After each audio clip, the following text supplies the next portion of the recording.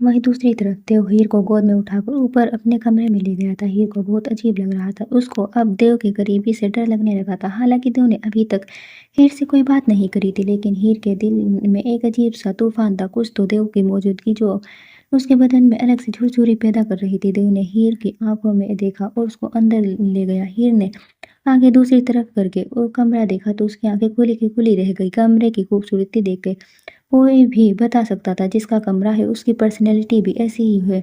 देव का कमरा बहुत बड़ा था, जो कि बहुत महंगे फर्नीचर और महंगी चीज़ों से जगमगा रहा था। हीर की आंखें तो देव का कमरा ही देख रहे कर खुल गई थी। कहाँ उसका कमरा, जिसमें एक बेड भी मुश्किल से आता था, जो कि चाची के रहम पर उसको मिल गया था। ऊपर से देव के कमरे को दुल्हन की तरह सजाया हुआ था। देव के कमरे की खूबसूरती देखकर हीर के अंदर ताजगी का एहसास हो रहा था। हीर ने अपने कमरे को देखा, जो गुलाबों से महक रहा था। लाल गुलाब और सफ़ेद मोतियों के फूल और फेरी लाइट से देव के कमरे की डेकोरेशन की गई थी।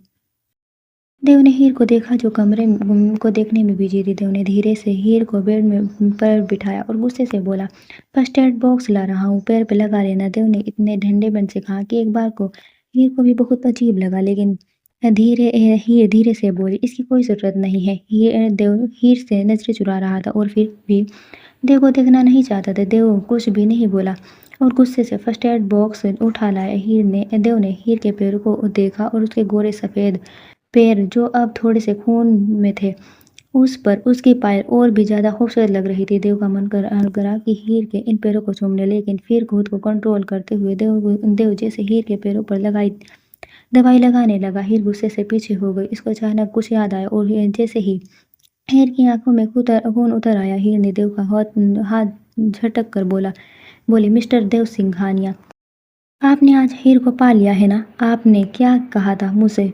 मुझे वीरेन से प्यार है, मेरा आशिक है वो वीरेन, और आज उसकी वजह से मेरा ये हाल हुआ है। तो मेरी बात ध्यान से सुनिए, मुझे वीरेन से कोई मतलब नहीं था, लेकिन असल में उसकी वजह से मैं फंस चुकी थी। मिस्टर देव, आज मैंने ही अपनी बहन की खुशियाँ उससे छीन ली। रिया की क्या गलती थी? आप जानते हैं, आज रिया मेरे से बहुत ज़्यादा नफरत करने लगी है, सिर्फ और सिर्फ आपकी वजह से। देव का दिमाग वैसे ही खराब हुआ था। वो उस पर हीर की बिल्कुल सेंसलेस बकवास तेर ने हीर का हाथ बहुत तेजी से पकड़ा और उसको दीवार से लगाकर बोला, अपनी हद में रहो हीर, आज तुमसे शादी करके मैं खुश नहीं हूँ, क्योंकि अब देव वो नहीं रहा जो हीर से मोहब्बत करता था। आज तुमसे शादी तुम्हारी इज्जत बचाने के लिए करी है, और तुमसे आज मुझे आज प्यार नहीं है, लेकिन मुझे अब सिर्फ तुम पर हंसी आती है। कोई इतना सीधा कैसे हो सकता है?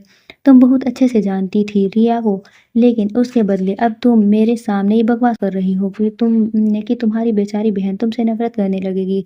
तो क्या अब तुम मुझे बताओ कि उससे तुमसे प्यार कब था? एंड वन मोर थिंग, तुम मेरी इज्जत हो देव सिंह, मैं मर जाऊंगा लेकिन तुम्हारी इज्जत पर आँच नहीं आने दूंगा। मेरे लिए सबसे ज़रूरी सिर्फ और सिर्फ तुम हो। इसलिए नहीं क्योंकि तुमसे कभी मैंने प्यार किया था, वो इसलिए क्योंकि अब तुम मेरी बीवी हो। और हाँ, भले ही हमारे बीच प्यार का रिश्ता नहीं होगा, लेकिन दुनिया दिखावी होगा। अपनी बहन के सामने दिखावा कर लेना, और अगर तुम्हारी वजह से कोई और होता तो मैं ही करता। देव हीर के खूबसूरत चेहरे को नजरें हटाता हुआ बोला। हीर का दुल्हन बना रूप देव को और अपनी ओर खींच रहा था। ऊपर से हीर की आंखें जो लाल हो रही थी। देव समझ सकता था हीर को नींद की सख्त जरूरत है। देव गुस्से से मैं हीर की तरफ टावल उछाल कर बोला, ये पकड़ो और चेंज करके जाओ। फिलहाल तुम्हारे कपड़े नहीं है, लेकिन माँ ने एक नई ड्रेस अरेंज करवा दी है। देव ने साइड में इशारा करा तो हीर शर्मा कर इधर उधर देखने लगी। हीर को शर्माता देख देव ने साइड में देखा तो शॉर्ट लेंथ की ड्रेस थी। देव ने सिर पर हाथ रख लिया, ये मॉम कभी नहीं सुधरेगी। हीर अपना लहंगा संभालते हुए उठी और देव की आंखों में देखते हुए बोली, आप तो मुझे अपनी बीवी बना कर लाए थे ना, तो क्या सिर्फ मेरी इज्जत बचाने के लिए आपने मुझसे शादी करी?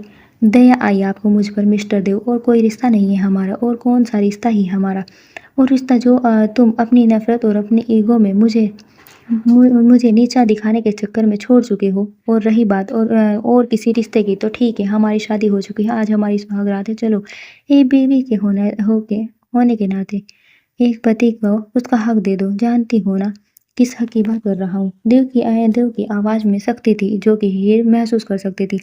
हीर डर से कांप गई तो देव ने गुस्से से उसको देखा। हीर, मुझे मुझे प्रवोक मत करना।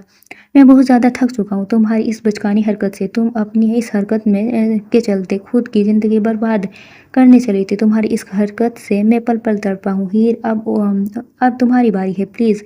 और कोई बकवास करने से बेहतर होगा तुम चुपचाप ये कपड़े लो और बदल कर आओ। देव हीर का थोड़ा और करीब आया, उसकी आंखों में झांकते हुए कहा, देव सिंघानिया इतना कमज़ोर नहीं है जो कि एक लड़की को देख के कंट्रोल ना कर सके। इसलिए बेहतर होगा जो है वही पहन लो और शर्माने की ज़रूरत नहीं है, क्योंकि पूरी दुनिया के सामने हमारी शादी हुई है। इस रूम में मेरे सामने तुम्हें ये छोटी ड्रेस पहनने में कोई प्रॉब्लम नहीं होनी चाहिए। जाओ आप, देव कहता है कमरे से बाहर निकल गया और हीर बस वहीं खड़ी देखती रही। हीर काफ़ी देर तक ऐसे ही खड़ी रही। फिर वो ड्रेस लेकर वॉशरूम में चली गई। हीर की आंखें थकने की वजह से लाल हो गई थी। उसकी आंखों में एक अलग सा नशा था। हीर जब बाहर आई तो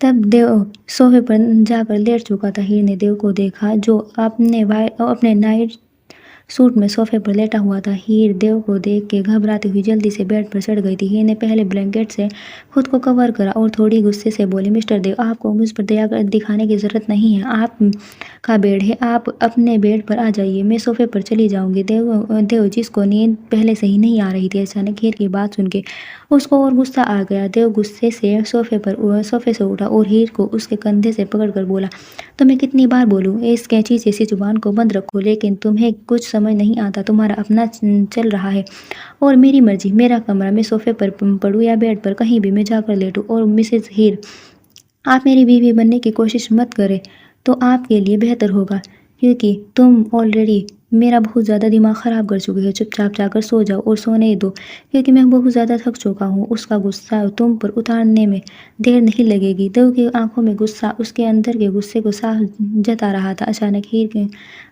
हीर देव से अपना हाथ छुड़ाकर बोली, शादी हुई है हमारी आपसे, और आप कभी कहते हो मैं आपकी वाइफ हूँ, कभी कहते हो नहीं हूँ, तो मैं क्या हूँ? और एक बात और, आपको अगर ये लगता है आप ये सब के मुझे दबा लेंगे तो आपको गलत लगता है। मैं आपसे डरती नहीं हूँ। आपसे शादी करना मेरा फैसला नहीं था।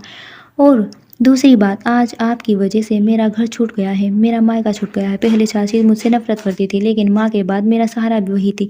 लेकिन आपने क्या किया मिस्टर देव? मेरी से बहन से सबके सामने रिश्ता तोड़ दिया लिया, और मुझे भी ये सब बातें बोल रहे हो। आप में थोड़ी शर्म है या नहीं? देव हीर की बात उसके मुंह में ही। जब देव ने गुस्से से उसको घूरा तो उसे, क्या करोगी तुम? सीरियसली हीर, अपनी ज़िंदगी में बहुत बेवकूफ़ लड़कियां देखी है, लेकिन जानती हो सबसे ज़्यादा बेवकूफ़ सिर्फ तुम हो, सिर्फ तुम। और हाँ, जिस चाची माँ समान की बात कर रही हो ना, कहाँ गई थी वो चाची, वो माँ समान, जब तुम्हारी इज्जत की नीलामी हो रही थी? तुम्हारी बहन को उस टाइम तुम्हारी नहीं अपनी फिक्र थी, क्योंकि उसके हाथ से इतना अमीर लड़का निकल रहा था। तुम्हारी चाची तुम्हें घर से बाहर निकाल रही थी। क्या वो होता है माँ का काम? और अगर तुम शुरू से ही उनको जवाब दे देती ना, तो उनकी यह हिम्मत नहीं होती। लेकिन तुमने क्या किया पता है? तुमने वो किया जो तुम्हें कभी नहीं करना चाहिए था। शुरू से तुमने उनकी बातें झेली है। खैर, तुमसे कुछ भी कहने का कोई फ़ायदा नहीं होगा। फिलहाल तुम सिर्फ ये कहना है, चुपचाप सो जाओ, क्योंकि मेरा दिमाग ख़राब हो रहा है। तुम्हें पत्नियों वाले हक लेने में पीछे नहीं हटूंगा। Hope you understand. और दूसरी बात, आज से भूल जाओ तुम्हारा कोई भी मायका है। तुम्हारा अब सिर्फ एक घर है, सिंघानिया मेंशन। तुम्हें जहाँ जाना है जाओ, घूमना है घूमो जाओ, लेकिन तुम उस घर में कदम नहीं रखोगे, क्योंकि आज से तुम्हारी पहचान मुझसे है, देव सिंघानिया से, और कोई एक्सप्लेनेशन देने की ज़रूरत नहीं है। इसलिए सो जाओ। देव गुस्से से हीर को घूरते हुए सोफे पर जाकर लेट गया। देव को अपने बेड के अलावा कहीं नींद नहीं आती थी। देव बस अपने बेड पर ही कंफर्टेबल होकर सोता था, और सोफे पर तो वो बिल्कुल भी नहीं सो सकता था। लेकिन आज हीर के लिए देव ने अपना बिस्तर छोड़ दिया था। देव हीर को घूरते हुए बोला, आज सुबह जाने मत बैठ जाना। अगर इतनी ही अपनी चाची और बहन की याद आ रही है तो उनको कॉल कर लो। कॉल करके कॉल करने को मना नहीं किया मैंने। देव की बात सुनकर हीर ने गुस्से से देव को घूरा, क्योंकि वे जानती थी देव उसका मजाक बना रहा था। फिलहाल हीर के पास ना तो फोन था और ना ही उसको किसी का नंबर याद था। हीर ने चारों तरफ देखा तो कमरे को देखकर ही सुकून महसूस हो रहा था। हीर ने शांति से खिड़की के बाहर चलती ठंडी हवा को महसूस किया और मुंह ढककर सोने की कोशिश करने लगी। उसको अकेले सोने से ज़्यादा डर नहीं लगता था क्योंकि वो हमेशा से ही अकेली सोती आई थी। लेकिन वहीं देव उसको हमेशा ही गर्मी ज़्यादा लगती थी, इसलिए उसके कमरे का एसी हमेशा कमरे को बहुत ज़्यादा ठंडा कर देता था। हीर जो कि इतनी नाजुक थी, उसको हल्की सी भी बारिश से कोल्ड हो जाता था, इसलिए हीर को थोड़ी-थोड़ी ठंड लग रही थी। वहीं तो देव थोड़ी देर में सो चुका था क्योंकि आज वह बहुत ज़्यादा थक चुका था, इसलिए उसको अभी जल्दी ही नींद आ गई थी। वहीं हीर भी कंबल को अच्छे से लपेट कर सो गई थी। रात को ना जाने कौन-सा वक़्त था। जब देव की आवाज़ किसी के कराने से खुली। आँख खोली तो देव को अंदाज़ा नहीं हुआ कि वो अपने कमरे में सोफ़े पर क्या कर रहा था। लेकिन तभी उसको याद आने लगा और अचानक उसका ध्यान हीर पर पड़ा और जो ठंड से काँप रही थी। हीर को हीर को देखते ही देव को एहसास हुआ। देव भी जानता था हीर को कितना ठंड लगती है। देव जल्दी से हीर के पास गया।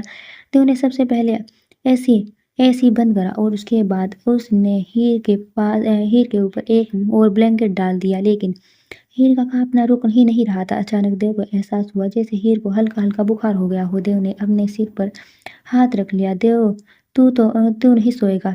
उसने हीर को देखा जो काँप रही थी। वो बिना कुछ सोचे हीर के कंबल में आ गया और उसके हग करके लेट गया क्योंकि उसके पास अभी सर्दी भी कम करने के लिए और कोई तरीका नहीं था। हीर जो काँप रही थी, देव की मौजूदगी से शांत हो गई थी। वहीं दूसरी तरफ आज देव का दिल भी ज़ोर से धड़क रहा था क्योंकि देव आज पहली बार हीर के इतने करीब गया था। देव ने गौर से हीर का चेहरा देखा जो इस वक़्त बिल्कुल सफ़ेद पड़ा हुआ था।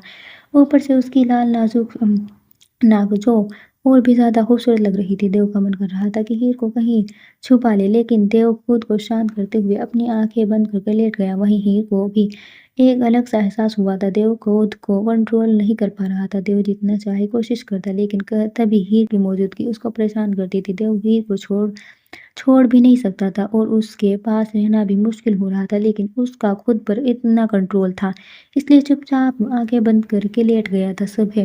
वही सुबह 7 बजे हीर की आँख खुली तो उसने अपने आप को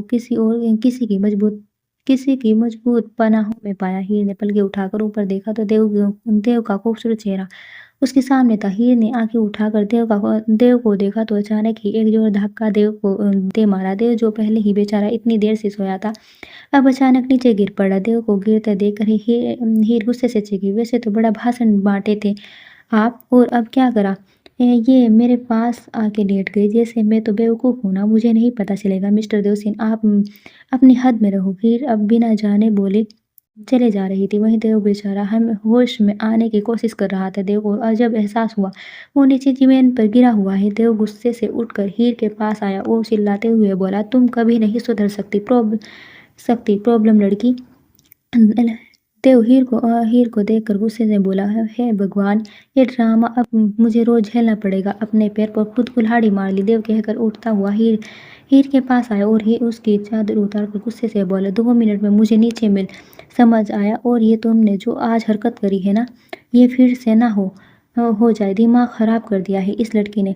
देव को बोलता देख हीर भी अपने कमर पर हाथ रख कर बोली, और आपको याद है आपने क्या किया? या मैं याद दिलाऊं? मैंने नहीं कहा था मुझे ज़बरदस्ती उठाकर शादी कर दो। हीर की इस बात से देव बिल्कुल परेशान हो चुका था, इसलिए अब गुस्से से बोला, ठीक है, मैंने अपनी मर्जी से शादी करी और तुम्हारी मर्जी नहीं थी शादी में? देव ने एकदम सीरियस होकर पूछा तो हीर इधर-उधर देखने लगी और गुस्से से बोली, मैं आपके बकवास सवालों का जवाब देना बिल्कुल भी ज़रूरी नहीं समझती मिस्टर सिंह आ गया।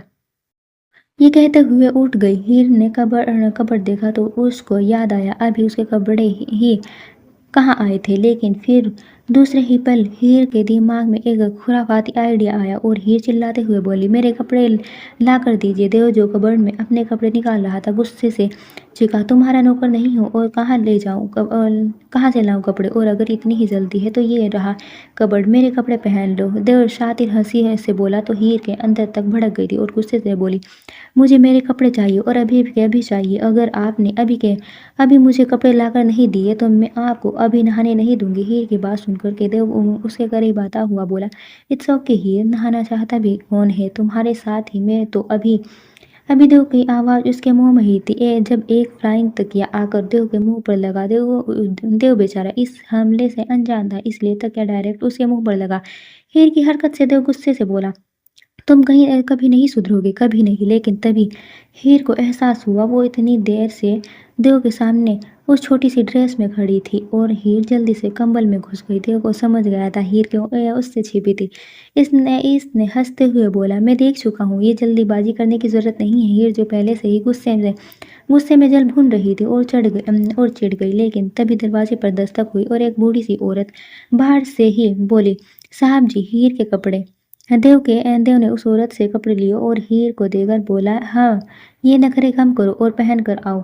मेरे कमरे में इतनी शांति रहती है, सांस लेने की भी आवाज़ नहीं आती, लेकिन तुमने शांति भंग कर दी। देव गुस्से से पलटकर अपने कपड़े निकालने लगा, लेकिन उससे पहले ही हीर जल्दी से उठकर देव के बाथरूम में घुस गई और देव बेचारा खड़ा देखता रह गया। देव गुस्से से चीखा, बाहर आओ तुम, मैंने कहा था ना मुझे ऑफिस जाना है। लेकिन हीर कहाँ सुन रही थी। करीब 1 घंटे बाद हीर बाहर निकली। देव जो बेचारा इतनी देर से अपने फ़ोन में सिर मार रहा था, गुस्से से बोला, अपनी हरकतों से बाज आ जाओ तुम। मेरे ही रूम में मुझे ही धक्के देकर निकाल रही हो। देव की बात सुनकर हीर उससे उसके करीब आते हुए बोली, अरे अरे मिस्टर सिंघानिया, आपने तो कहा था मुझसे मैं आपकी वाइफ हूँ और ये घर मेरा है। अब आप इतनी जल्दी भूल गए ना। नो, ये गलत बात है। अब ये घर भी मेरा है, ये कमरा भी मेरा है। हीर इतना कह ही रही थी जब अचानक साड़ी में उसका पैर उलझा और बेचारी देव के ऊपर जाकर गिरी। देव के सीने पर हीर के बाल पड़े थे और उसकी ठंडी ठंडी बूंदें देव को परेशान कर रही थी। वहीं हीर की गर्म सांसें देव को अपने चेहरे पर महसूस हो रही थी। हीर जितना भी उठने की कोशिश करती, उतना ही देव के ऊपर गिर जाती। देव ने हीर की गहरी आंखों में झांका और उसको धीरे से उठाकर शीशे के सामने कर दिया और उसके कान के पास जाकर बोला, पहले सही से चलना तो सीख लो मेरी जान। हीर जो पहले ही देव से शर्मा रही थी, अब तो और भी ज्यादा सर झुका गई थी। और वहीं देव उसकी हालत का मजा लेते हुए हंस रहा था। हीर जानती थी देव जानबूझकर उसको छेड़ रहा था, लेकिन बेचारी अपने दिल को कैसे समझाती जो बाहर आने को तैयार था। हीर ने साड़ी सही करी और मंगलसूत्र पहना, उसके बाद हल्का सा सिंदूर लगाया और जाने लगी।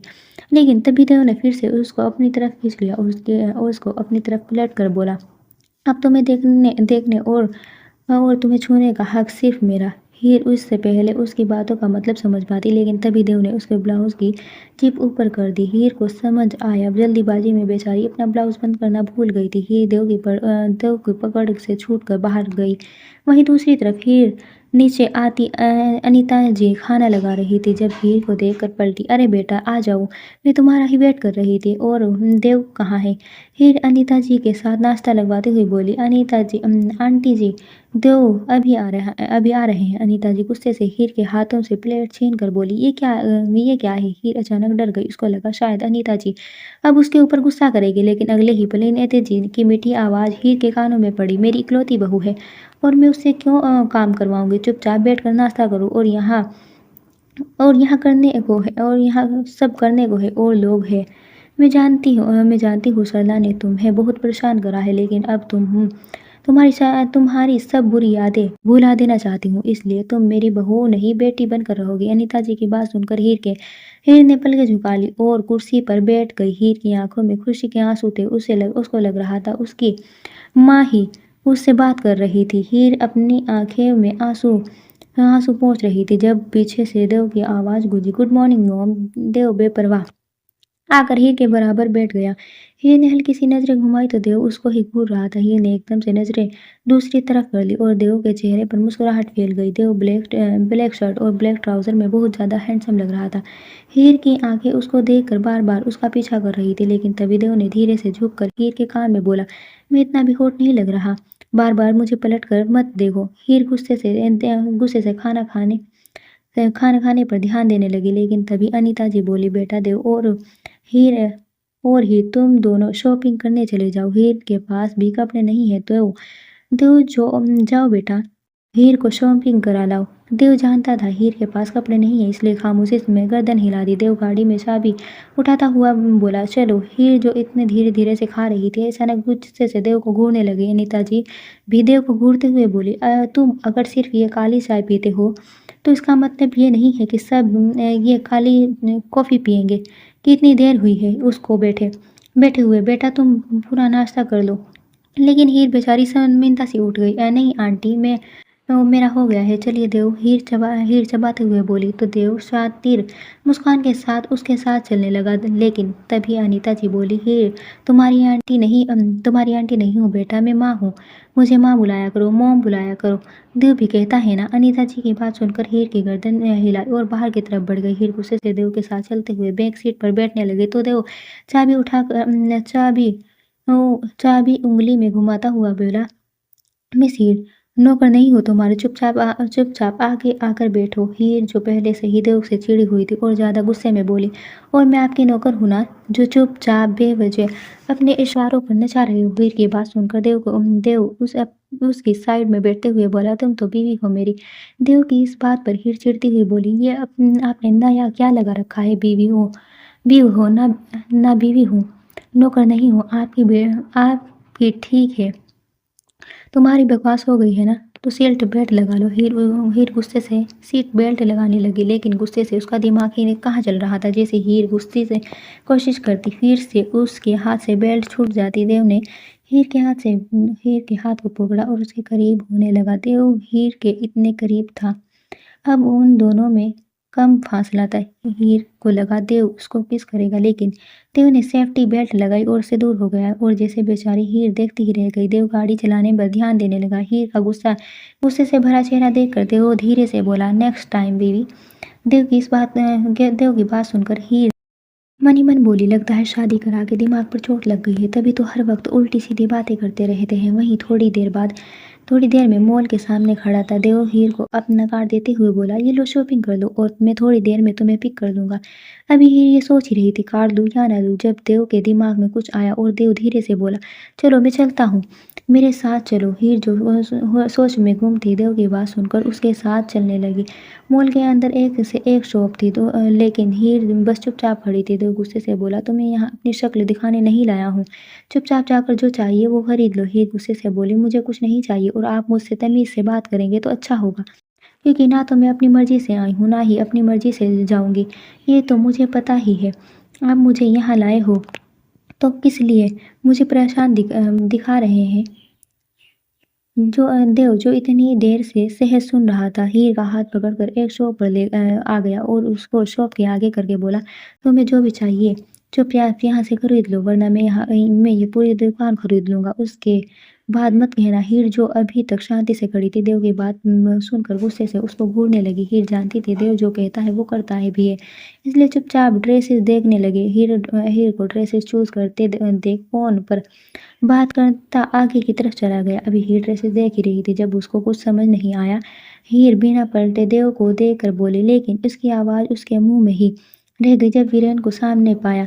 वीरेन हीर को देखते हुए बोला, मतलब सामने इतने ड्रामे और अपने पति के साथ ऐश कर रही हो। वीरेन ने गुस्से से हीर का हाथ पकड़ा और उसको अपने पास खींचते हुए बोला, बहुत शौक है ना तुझे मीडिया के सामने मेरी बेइज्जती करके होना खुश है ना तू। और आज क्या खबर छपाई है तेरे उस पति ने, मैं लड़कियों को परेशान करता हूँ और तेरे वीडियो मैंने जानबूझकर बनाया है। ये जो अभी तक ये नहीं समझ पा रही थी कि क्या हो रहा है। वीरेन ने के बोलने से गुस्से से अपना हाथ छुड़ाते हुए बोली, तुम्हारी हिम्मत कैसे हुई मुझे छेड़ने की। ये तुम्हारे साथ जो हुआ है बिल्कुल सही हुआ है। तो बहुत खुश हूँ। देव ने तुम्हारी औकात दिखा दी। हीर वो बोलता देखकर वीरेन उसका मुंह पकड़ कर बोला, मेरी औकात दिखाई या नहीं, लेकिन मैं तेरी औकात तुझे दिखाता हूँ। क्या लगता है तुझे तू मेरे साथ ये सब करेगी और मैं मुझे इतनी आसानी से जाने दूंगा। तेरा पीछा मरते दम तक नहीं छोड़ूंगा। वीरेन जो हीर का चेहरा पकड़े गुस्से से बोल रहा था वो अचानक रुक गया। हीर ने जब पीछे देखा तो देव ने अपनी उसकी गर्दन पकड़ी हुई थी। देव गुस्से से बोला, तेरी औकात उसको छूने के लिए। अभी वीरेन को समझ पाता तभी देव ने वीरेन का मुक्कों की बरसात कर दी। देव लगातार वीरेन को मारे जा रहा था। ये लगातार देव कैसे वीरेन को छुड़ाने की कोशिश कर रही थी, पर देव को सुनाई ही नहीं दे रहा था। देव गुस्से से वीरेन को पीटते हुए बोला, तेरी हिम्मत कैसे हुई उसको पकड़ने की, और क्या कहा था तूने उसने मुझे फंसाया। उसने मुझे नहीं फंसाया, प्यार करता हूँ उससे, औरत की इज्जत करना जानता हूँ, जो कि तू मरते भी नहीं कर सकता। देव का दिमाग खराब हो चुका था। तो तभी बहुत सारे पुलिस वाले देव के सामने आकर बोले, सर प्लीज़ रुक जाइए, सर हम इसको देख लेंगे, आप प्लीज़ कानून के हाथ में मत लीजिए। Sir please Dev sir please. Dev बिल्कुल भी नहीं माना तो मजबूरन हीर को देव के आगे आते हुए बोली, देव प्लीज़ रुक जाइए, उसको मार के कुछ नहीं होगा। देव का हाथ हवा में ही रुक गया और देव हीर को देखकर उसको गले लगाता हुआ बोला, तुम्हें कुछ नहीं हुआ ना? हीर जानती थी देव उसको लेकर काफ़ी पॉजिटिव है, इसलिए धीरे से हाँ में गर्दन हिला दी। वहीं देव हीर का हाथ पकड़ के फूड कॉर्नर में ले गया। देव हीर को बैठते हुए बोला, तुम यही रुको, मैं अभी आया। वह हीर वहाँ बैठी और आसपास घूरने लगी। वहीं देव पुलिस के पास जाते हुए बोला, मेरी बात ध्यान से सुनिए ऑफिसर, अगर यह आदमी जेल से बाहर आया तो मुझसे बुरा कोई नहीं होगा, और जितना इस आदमी ने मेरी बीवी को परेशान करा है उतना ही ये सलाखों के पीछे तड़पना चाहिए, नहीं तो मुझसे बुरा कोई नहीं होगा। Get it Dev got it. Dev की बात सुनकर के इंस्पेक्टर धीरे से बोला, मिस्टर सिंघानिया, आप जैसा चाहते हैं वैसा ही होगा। देव वीरेन को घूरते हुए हीर के पास चला गया। हीर अपनी नजरें नीचे किए हुए बैठी थी और देव को देखकर बोली, हमें घर चलना चाहिए। देव वेटर को इशारा करके हीर की तरफ ध्यान देकर बोला, किस लिए जाना चाहिए? क्योंकि मैं चाहती हूँ। हीर जानती थी देव अब उसकी एक नहीं सुनने वाला, इसलिए फिर से बोली, कुछ नहीं। देव वेटर को ऑर्डर देते हुए बोला, बताओ बताओ तुम क्या खाओगे? हीर को वैसे भी बहुत भूख लग गई थी, क्योंकि कल से बेचारी ने कुछ नहीं खाया था। हीर पहले तो मना करने लगी, फिर धीरे से बोली, मुझे सिर्फ थोड़ा सा पास्ता चाहिए। देव ने हीर की बात सुनी और धीरे से वेटर की तरफ देखता हुआ बोला, पास्ता, जूस और ब्लैक कॉफ़ी। हीर देव की तरफ देखकर बोली, पर मुझे चाहिए। देव ने अपनी गहरी आंखों से हीर को घूरा और कुछ सोचते हुए बोला, चाय भी पी लेना, पहले जूस ले लो। थोड़ी देर में ऑर्डर आ गया था और देव अपने फ़ोन में बिजी था। देव हीर की तरफ देखकर बोला, खाना शुरू करो। हीर पहले तो देव को देखती रही, फिर धीरे से बोली, आपने अभी अभी जो कहा था आपको मुझसे प्यार है, क्या वो सच है? देव जो कॉफ़ी पीते भी फ़ोन चेक कर रहा था गुस्से से बोला, बिल्कुल नहीं, वो सब झूठ था, लेकिन सिर्फ तुम्हारे लिए, उसके लिए नहीं, और ना इस दुनिया के लिए। इसलिए खुद को ज़्यादा स्मार्ट मत समझो और चुपचाप खाओ। मैं कोई बच्ची नहीं हूँ देव। आप बार-बार मुझे अपनी बच्ची की तरह ट्रीट करते हैं। देव धीरे से हीर का चेहरा हाथों में लेकर बोला, तुम मेरी बच्ची हो। आई मीन मेरे लिए बच्ची हो। जिस इस दुनिया के धोखे की और इस दुनिया के गंदे लोगों की तमीज़ नहीं है। और मैं तुम्हें सब सिखाना चाहता हूँ ताकि तुम्हें ये दुनिया बेवकूफ़ ना बना सके। तुम्हें उस चालाक चाची के कारनामों को पहचानने में तुम्हें किसी और का सहारा ना लेना पड़े। देव गुस्से से बोला तो हीर इधर-उधर देखने लगी। हीर जानती थी देव कौन से कारनामे की बात कर रहा है, इसलिए शांति से बैठ गई और कुछ सोचने लगी। फ्लैशबैक। देव के फ़ोन पर हीर हीर का फ़ोन आ रहा था। फ़ोन गाड़ी के स्पीकर पे कनेक्ट था, इसलिए तुम दोनों को ही साफ आवाज़ आ रही थी। हीर के चाचा धीरे से बोले, देव मुझे तुमसे बहुत ज़रूरी बात करनी है। तुम्हें पता है। देव ने हीर की तरफ गुस्से से देखा। हीर धीरे से बोला, क्या तुम बताना चाहते हो अंकल? अंकल अनिकेत जी धीरे से बोले, बेटा हीर ने जो कहा था वो वीरेन की गर्लफ्रेंड है, वो गलत है। असल में ये सब सोची समझी साजिश थी जिसमें हीर फंस गई है।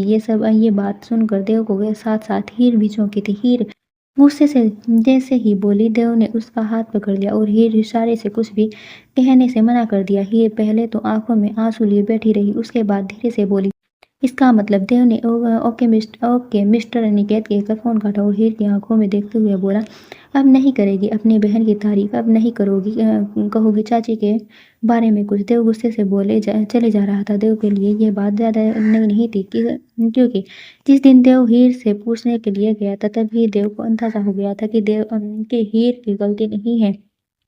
ये सोची समझी साजिश है, लेकिन देव भी एक आदमी का दिल था जो अपनी पत्नी के मुंह से अपने लिए प्यार के शब्द सुनना चाहता था। देव को लगा था शादी से पहले अगर हीर एक बार भी उसको प्यार से कह दे कि वो उससे प्यार करती है तो देव हीर से ही शादी करेगा, लेकिन सब गलत निकला। हीर ने अपनी ईगो नहीं छोड़ी थी, लेकिन कहते हैं ना, ऊपर वाला भी उनके साथ होता है जिनके दिल में कोई बुराई नहीं होती।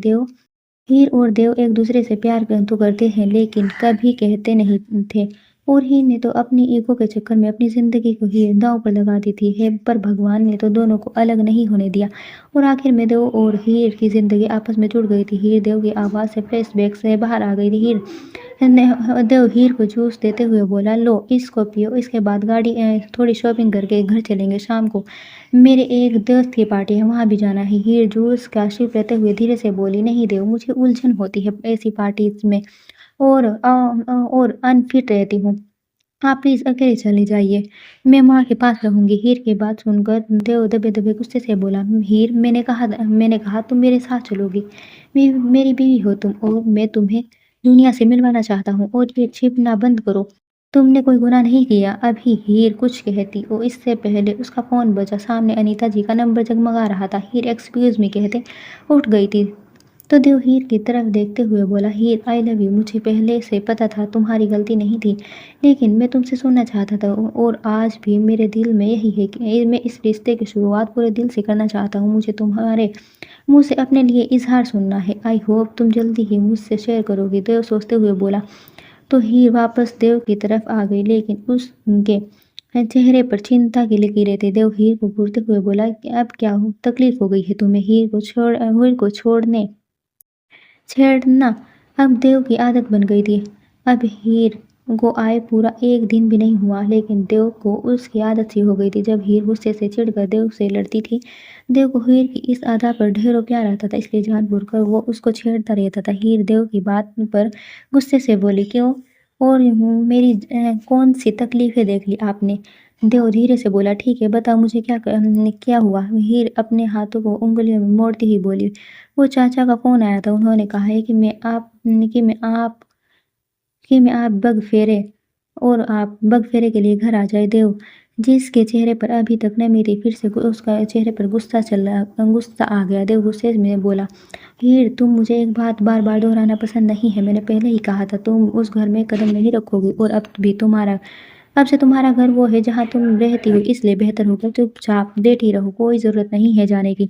हीर आँखों में आँसू लेते हुए बोली, पर देव गुस्से से हीर की आँखों में झाँकते हुए बोला, हीर, मुझे नफ़रत है इस बेवजह के आँसू से। इतनी बेवकूफ़ मत बनो जो मुझे लगेगा उस घर में तुम्हारा जाना सही है। मैं तुम्हें लेकर चलूँगा, तब तक शांति से बैठी रहो। हीर धीरे से बोली, पर देव, हीर, हम बोर हो रहे हैं, मुझे कोई तमाशा नहीं चाहिए, चुपचाप मेरे साथ चलो। हीर खामोशी से देव के साथ चलने लगी। देव के दिमाग में कुछ आया था। देव ने हीर को देखा और उसका हाथ पकड़ते हुए बोला, सुनो, तुम्हारे कपड़े मैं ले रहा हूँ, और तुम चॉकलेट्स और कुछ बच्चों के कपड़े ले लो। ठीक है। देव की बात सुनकर हीर कुछ सोचते हुए बोली, लेकिन क्यों? आपके बच्चे भी है? देव हीर की बात पर पहले तो उसको देखता रहा, फिर कुछ सोचते हुए बोला, तुम सच में इतनी बेवकूफ़ हो, या फिर मेरे सामने बनती हो? और मेरे बच्चे जब होंगे सबसे पहले तुम्हें पता चलेगा। देव कहता चला गया, और हीर हीर बस सोचती ही रह गई। थोड़ी ही देर में शॉपिंग हो गई थी। हीर ने काफ़ी चीज़ें खरीदी थी, और देव पहले से हीर के बारे में जानता था। उसकी पसंद नापसंद सब देव को पहले ही पता थी। देव ने एक गार्ड से गाड़ी में सामान रखवाया था, और हीर को आगे बैठाते हुए बोला, जो मैंने कहा था सबसे पहले लिया, सब ले लिया। हीर ने हल्का सा हाँ में सर हिला दिया और चुपचाप गाड़ी में बैठ गई। हीर को बहुत डर लग रहा था। उसको लग रहा था जरूर देव उसको कुछ गलत दिखाने ले जा रहा है। उसके दिमाग में बस ये बैठ गया था, देव के बच्चे हैं और देव ने उससे ये बात छिपाई है। देव हीर को सोच में देखते हुए धीरे से बोला, इतना भी क्या सोचना, मैं तुम्हें कुछ गलत दिखाने नहीं ले जा रहा, इसलिए ज़्यादा मत सोचो। देव की बात सुनकर वो हीर बाहर की तरफ देखने लगी। आधे घंटे बाद गाड़ी जाने माने रास्ते पर चलने लगी। हीर जो सोच में घूमती एकदम चौंकते हुए बोली, देव, हम कहाँ जा रहे हैं? देव ने धीरे हीर पर कोई ध्यान नहीं दिया और ड्राइव करते हुए बोला, तुम क्यों चौंक गई? एक काम करो, थोड़ी देर सो जाओ, रास्ता बहुत लंबा है। हीर के दिल में खुशी आई थी। वो देव के अगले मुंह से वो चली गई, क्योंकि देव ने गाड़ी दूसरी सड़क पर मोड़ ली थी। वहीं दूसरी तरफ रिया ने अपने कमरे के सारे सामान को फेंक दिया था, और उसके सामने न्यूज़पेपर था, जिसके फ्रंट पेज पर हीर और देव की बहुत बड़ी फ्रंट फोटो छपी थी, और जिसके नीचे बड़े बड़े शब्दों में लिखा था, मिस्टर एंड मिसेज संघानिया को नई जिंदगी के लिए ढेर सारी बधाइयाँ। और वहीं छोटे से कॉर्नर में वीरेन की फोटो थी, जिस पर लिखा था, मिस्टर वीरेन ने मिस्टर देव की वाइफ मिसेस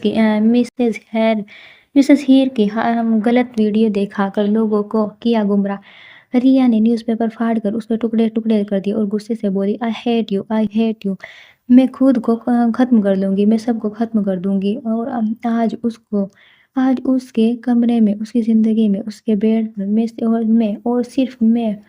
लेकिन लेकिन इसी ने सब खत्म कर दिया। उसके चिल्लाने की आवाज़ सुन सरला दौड़ती हुई आई और रिया का चेहरा हाथों में लेकर बोली, हो रिया, होश में आओ।